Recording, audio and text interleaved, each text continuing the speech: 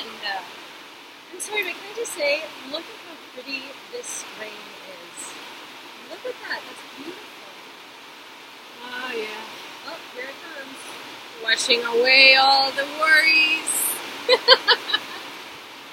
Abundance. So here we are in another amazing interview. I hope you can hear me. Oh my gosh.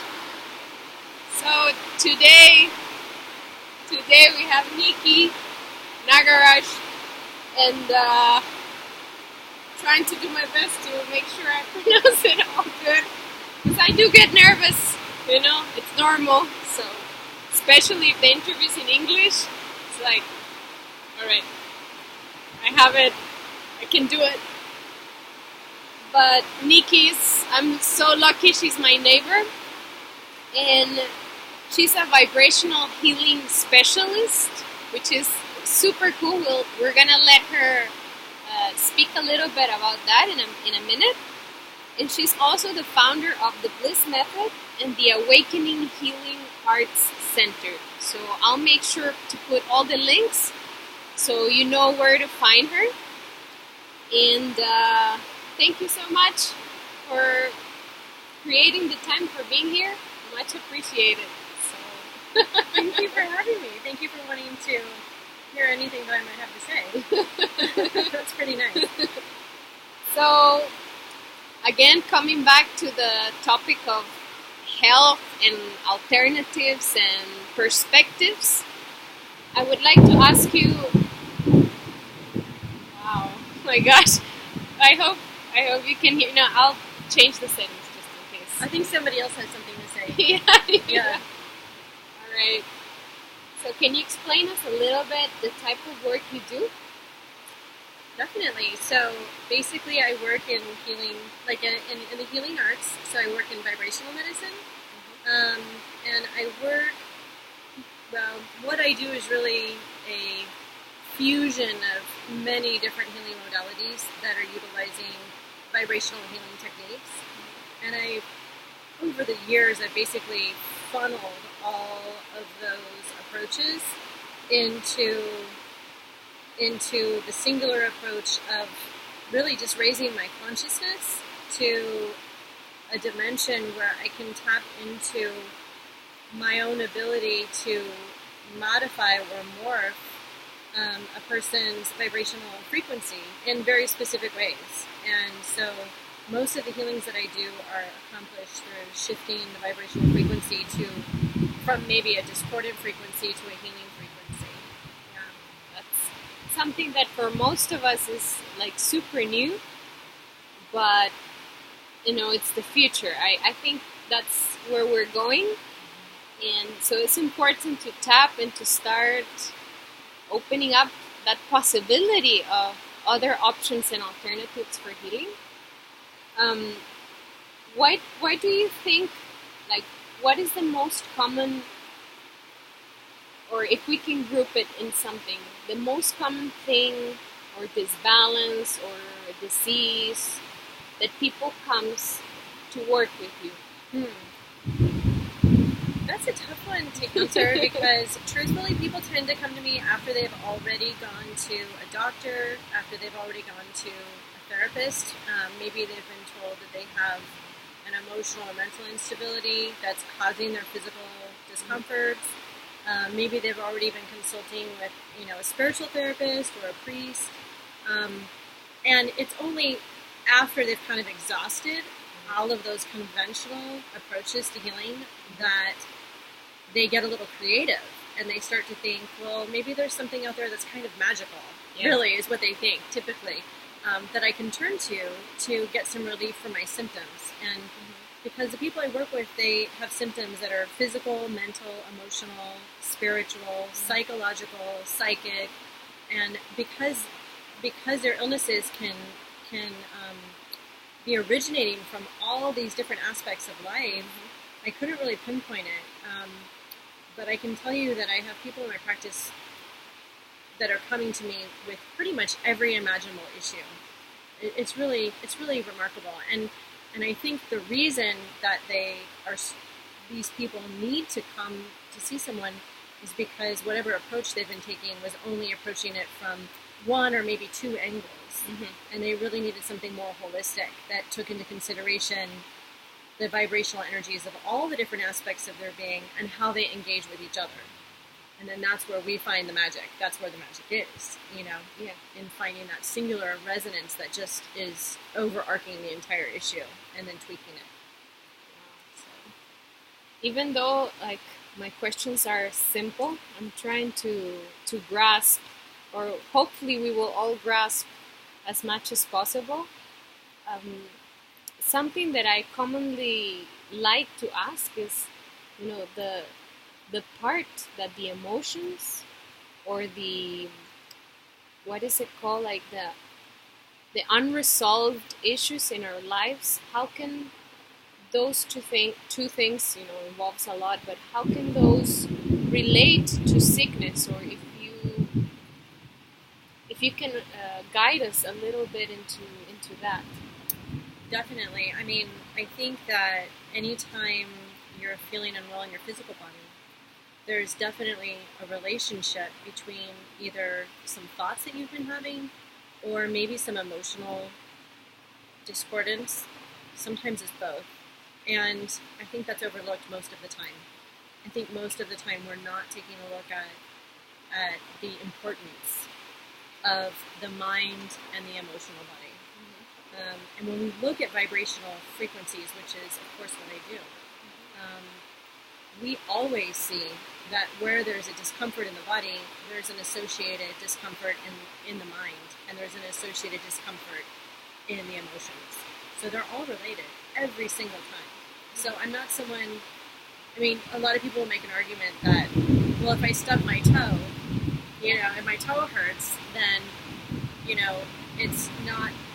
that's not coming from an emotional or a mental issue.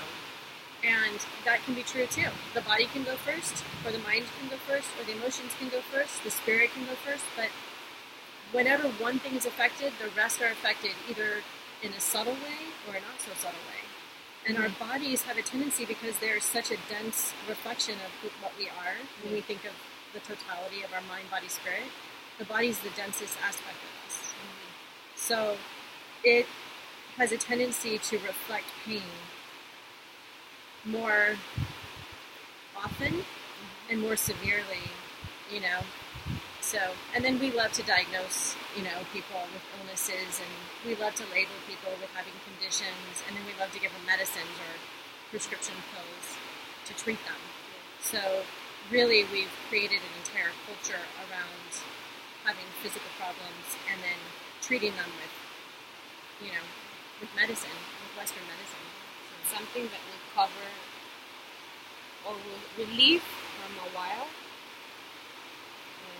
But I find that in most of the cases the root is not normally considered, like in the traditional approach. And I think that's also part why suddenly I would say that we feel this, like almost like all these alternative options. I won't say alternative, just to make myself so you understand me, because it's more of a known word, but they seem to come with more strength. Like every year is like, we have Reiki allowed in the hospitals now, Tai Chi opening up for elderly centers, or I don't know how to call it in English, but more meditation in the schools. Like it's been like flourishing here and there. The possibilities of us, of human beings, to I think it's like the universe giving us the opportunity to see beyond and heal. I don't know what you think, but I like to think that we deserve to be happy and healthy. Yeah, totally. No, I think the world is definitely changing, and I think we're seeing that all over the planet. Like all the things you just mentioned, the integrations of what was at one time considered to be alternative, right? And it's coming into mainstream culture, into the schools, into the hospitals, and things like that. And it's a magnetic pull toward what is true, what is real, right? Because everything that vibrates has a resonance of either being true or false. And so many of us are conditioned to feel that false light resonance within us and to just push past it.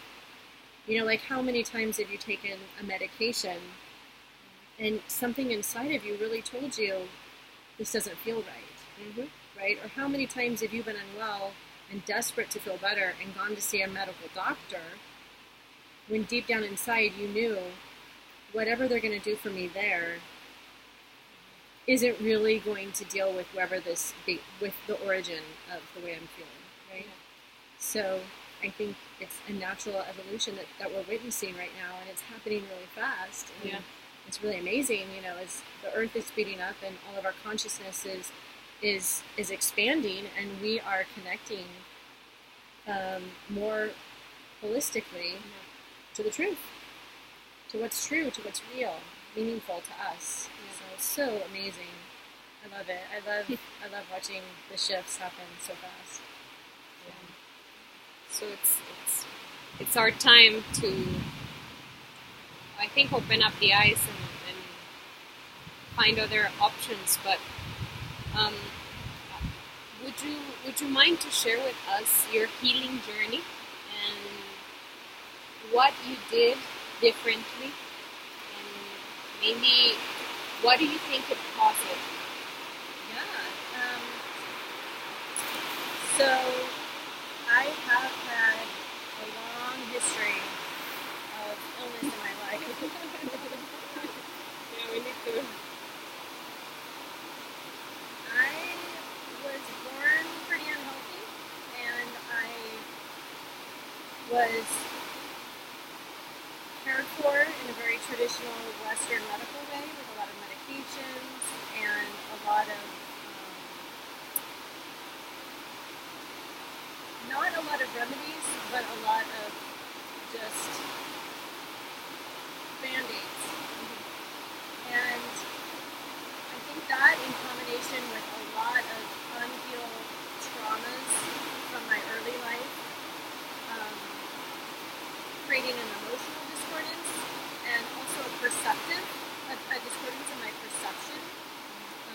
The way that I was seeing the world was really not holistic. I was seeing the world through a very narrow lens. And I think that my history with medications, my narrow perspectives about not just health, but life and love, especially, combined with some unhealed emotional, like deep wounds, inner wounds, really led to a condition where on the outside I looked healthy, I looked strong, I looked, vibrant, but on the inside I was weak. And so when I was very young, I actually had cancer. I was only 29 years old, and I was diagnosed with ovarian cancer. And so that was really difficult. But I had already been studying natural medicine, and I knew right away. As soon as the doctors told me that I had cancer and that they wanted to give me a hysterectomy, radiation, chemotherapy, just like that, I said, well, this is not going to be one of those times where I do what you tell me to do. When deep in my heart, my truth meter is, going off and telling me this is not the way to go. And something inside of me knew, if I take that path, I'm just going to get weaker. And I might die. I really honestly felt like I would die. So, I turned to Ayurveda, actually. And I was very blessed that my husband and I were Ayurvedic students.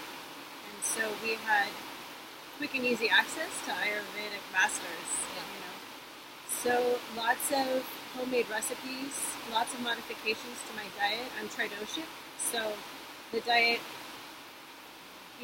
creating a diet that wasn't focused on pitta or kapha, or vata, was a little more challenging. So I created a different diet for myself and an herbal regimen, and then stopped doing all the things that I was doing that weren't good for me. Like I wasn't eating right. I wasn't eating a whole food diet. I wasn't eating a plant-based diet. I was supplementing with like herbs and things like that already, but it wasn't enough. And I really needed to go all in with all the wisdom that I knew the earth had for me. And again, I was really lucky because I had a very supportive partner. And so that was how that happened. And over time,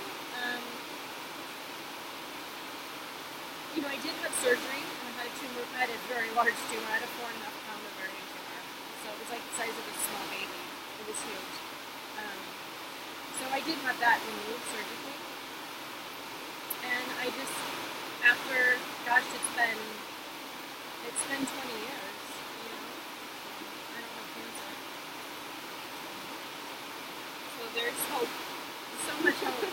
The thing is, it's like a lot of people, they hear about using natural medicine and they hear about using energy medicine and they hear about people having these miraculous recoveries or success, but for some reason they think it won't happen for them, and they think that maybe it's not reliable enough, that it's not powerful enough, but it's not true. It's the most reliable, the most powerful medicine comes from the earth and comes from within us. I mean, really, when you think about what energy medicine is, it's accessing our own inner connection to cosmic wisdom and cosmic healing vibrations. So it's all coming from within us. And as soon as we flip that switch and we realize that's how we heal, that's how we heal, by honoring ourselves and our own powers, our own strengths, our own abilities, our confidence, our faith. It really is the magic moment that puts you on in a healing vibration, in the channel of healing energy, right? So that's how it begins. So, do you think, like, because it's common, at least for this part of the world, I would say that a lot of people has the belief that sickness or disease, it's like kind of like destiny type of thing, or like it's a very limiting belief of well, when you get sick, a lot of people, well, this is the path to get closer to God, or change something in your life. Obviously, if you're sick and there's some change you have to do for sure. Like that's like the big red flag of you need to change certain things. But a lot of people attribute sickness to a punishment, but also like a way of this is how God wants it. Kind of like I don't know. Like it's destiny. Yeah, destiny. Mm-hmm. Any wisdom words on that? I've seen it all. I've seen, for the most part, I think it's most rare that it's a punishment. I think this belief in karma, I think there's a lot of misinterpretations around karma. I don't think karma is playing such a big role in our lives as I almost think we use karma as a scapegoat. Like, oh, well, that happened, it must have been bad karma, or, oh, that bad thing happened to you, you probably deserved it. I don't think that that's exactly the way it is. The way I see it is every aspect of our life that is uncomfortable, it's just an invitation to heal, to expand, to grow, to deepen our connection to gratitude, to deepen our connection to forgiveness, to deepen our connection to love. And I think that if we can see all of our discomforts as an invitation in that way, then we really can find the benefit or the blessing of an illness or an injury. And I really do, I honestly can't think of another way to go than to go in the direction of gratitude and forgiveness and love and compassion and acceptance. Otherwise, I think we're just creating a lot more pain. So, as far as like believing that it's destiny, I do believe that everything happens for a reason. So, is that the same thing as destiny? I don't know. I think it's difficult for people to accept that, for example, that something bad could happen to them if they're a really good person. I think it's difficult for people to accept that something bad can happen to them and that it could be destiny. But I think that comes from the place of us forgetting that there is no good, there is no bad. That we can't look at the world through that dualistic lens, where this illness is good and this accomplishment, or this illness is bad and this accomplishment is good, right? I think we have to start merging. We have to start merging and appreciating and loving all aspects of life. And really, that comes down to gratitude. So I think if we can find gratitude, we can get past the story of if it's destiny or if it's karma, right? What I'm trying to put out there is that idea that limits a lot of people in the process of healing. It's like certain beliefs stop you from finding an opportunity, finding another option. And at the end, you never know what's going to happen, I would say. But at least if there's some sort of change in the way you think of, you perceive things, maybe that can bring you hope, or hope with the situation differently. Kind of. It's hard to express. I don't know if I'm trying to, or if I'm conveying it right, but I feel when people get sick of certain things, it's like it's all hope and things that like absorbed, and all the power is given to the system, and people feel like completely disempowered and like hopeless, kind of. And I think that kills you faster in a way. No, I mean, I think like if I'm interpreting what you're saying right, it feels like you're asking about illness as a test. Like, is this a test of my strength, right? And if I pass or if I fail, right? Kind of like testing your own beliefs, kind of like if you change the way you see your disease, everything will change, kind of.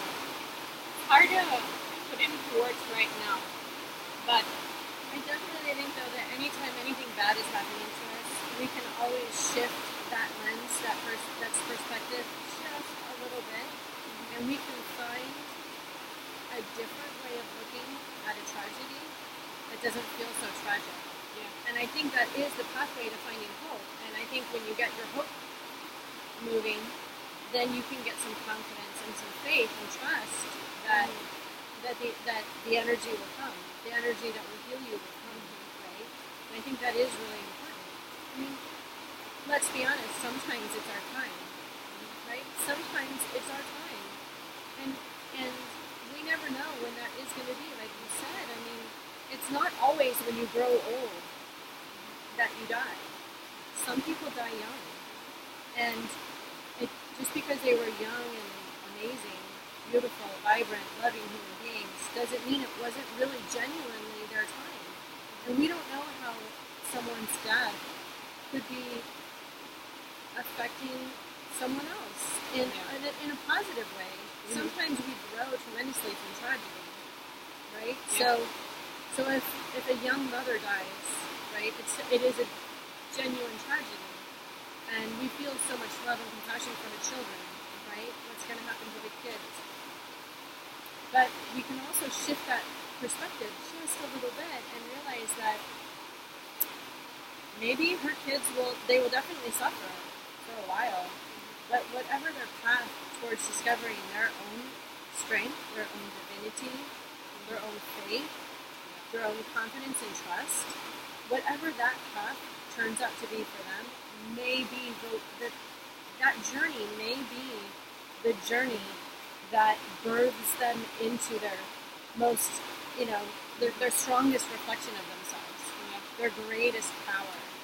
So, as tragic as that would be, we don't know that it doesn't leave behind a beautiful, amazing gift for somebody else. So, and we don't know how much of that choice is made on an unconscious level, because we always have to remember that there is an unconscious aspect to us that is navigating all kinds of, murky waters of life that maybe we're not thinking about it here, right? But deep down in the belly of our soul, it's being worked out. Yeah. Right? So that's trust and faith right there. But that is a part of the journey. But I think it's a big part of the journey. Yeah. So, I put a lot of weight on the unconscious mind and what's happening in the unconscious, for sure. So, woo. Let's drink some water. That was a big one. Somebody needs to hear that. We trust. Someone needed to hear that. At some point, you mentioned the importance of food. And that's something I always like to bring to the table, like just to, make some emphasis on the importance of eating good food for you. So, well, I'm a vibrational healing specialist, and it's really simple for me.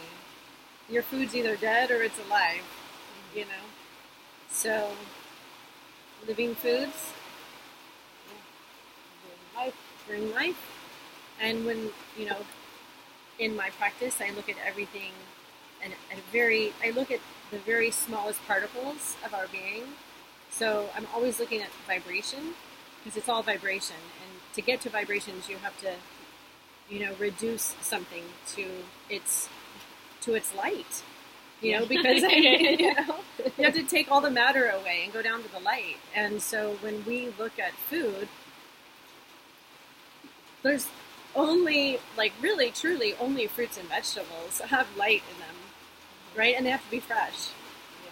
So, I confess I don't have a perfect diet, but I'm aware that everything I eat has a vibrational signature. And I try to eat more foods that say I'm alive, right, than the foods that literally don't say anything. So simple. Very simple, basic. From a vibrational healing perspective, the more simple and basic and fresh that your diet is, it's just that simple. It's not rocket science. And there's no special diet to follow. It's just...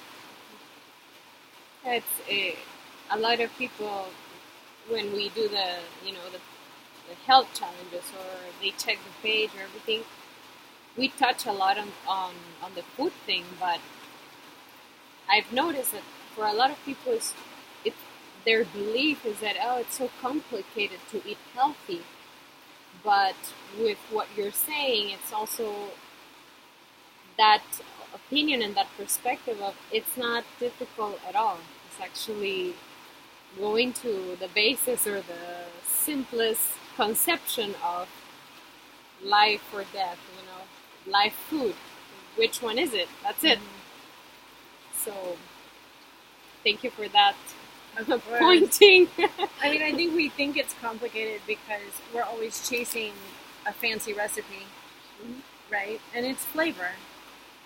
But the more healthy your diet is, the more you appreciate the subtle flavors of the subtle differences in flavors that are created by fruits and vegetables, and spices and herbs are of course a part of that. Yes. And so again, usually when I eat something that's really healthy and my whole body is singing, yes, thank you. It wasn't some fancy recipe. It was something very simple, and I actually will look at it if somebody else made it and think to myself, why can't I make this at home? It's so simple. It's 2 ingredients or it's 3 ingredients, you know? Yeah, so I think that's where the best food is, you know. And it doesn't have to be fancy. No. So. Today, my daughter just made me an energy bar just before I came here. And it was delicious. And I said, what is in this? This is so good. She said, it's oats, honey, and peanut butter. That's it. It was so good. And she baked it. But it was delicious. And I was like, wow, that's so simple. Yeah. And I mean, there's nothing better than, like, if you go somewhere to eat some food that you either prepared or that you buy at a restaurant and there's like 4 or 5 ingredients, it's always the best, you know? So I think just simplify. And made it with love, as we mentioned a lot of time. Also putting some vibration there in the preparation of food, which is super important. So if you can give us an advice, like, because we've touched in many things here and there, what would you advise somebody, like, here, you can do this 2-3 things? I know there's a lot involved, but the simplest things you can recommend to somebody to maintain or to regain health. Well, it's funny because a lot of people come to me because I'm a vibrational therapist and I'm working in, like, you know, some psychic, even galactic realms of consciousness, and they think I'm going to give them like a magic formula that is very spiritual for health and wellness, when it actually does begin in the body, always. So when we talk about consciousness, the densest aspects of our being are our physical form. And if the light can't move through our physical body, like with a lot of freedom and grace, stagnation occurs, and we start to feel unwell physically or mentally or emotionally, right? We start to feel disconnected from source, right? We suffer in some way. So it always has to begin with the physical body. You have to purify the physical body to bring more light in so that cellular communication can happen, and that is not just for your physical body, it's for your spiritual body as well, because all of our spiritual wellness and spiritual connectivity and consciousness is happening through the light body. And that light isn't just, I mean, we know now that our light body or our spirit is around us, but that light is still moving through us. It's moving through us all the time. So even though it's spiritual energy, if it comes in and it finds a lot of resistance because we have a lot of toxins in our body, then the energy is not going to move very well, and we're not going to get clear insights, you know, and we're not going to have strong relationships with our spirit guides and with God, right?